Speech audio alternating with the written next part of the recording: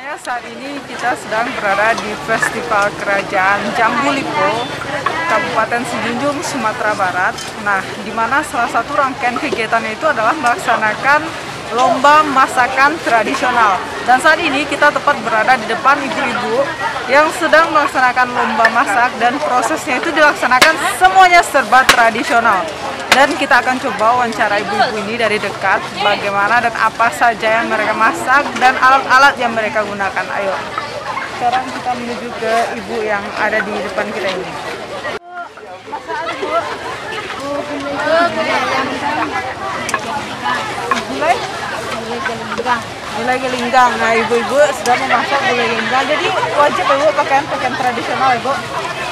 Dan kita bisa melihat semuanya, kelapa dikukur juga tradisional ya, Bu? Iya. Dan proses penggilingan cabenya juga dilaksanakan secara tradisional. Itu kuning kok. Harang lah, Bu. Kuning jadi Ibu jadi.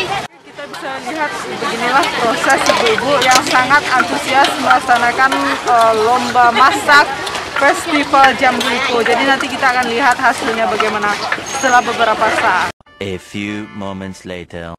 Ini ibu dari Jorong Tigo Korong dalam proses penyajiannya ya, Kak ya? Iya. Ini temanya apa? Gulai pucuk pelangi campur udang air.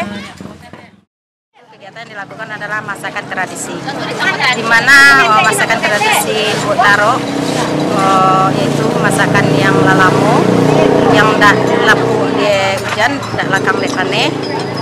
Ini diadakan lomba, yaitu masakan utamanya atau yang diutamakan itu masakan rendang ayam kampung yang pakai karanje baraci. Setelah itu ada pilihan, yaitu seperti gulai pucuk gelinggang, gulai pucuk maya, gulai pucuk pelangi, dan gulai kelayau. Campurannya itu sesuai dengan yang biasa yang dipakai oleh ibu-ibu ya sejak dulunya sampai sekarang. Dan juga seperti bikin sambanyo, roti lalapnya itu seperti yang dulu, dan cara menghidangnya juga seperti dahulu. Tidak ada ikan saus dan tidak ada chicken, memang betul-betul masakan dahulu. Harapan dari kegiatan ini sendiri apa, Bu? Harapannya supaya generasi itu yang sekarang atau yang akan datang supaya jangan tinggalkan budaya kita. Kalau bukan kita yang meningkatkan atau menggali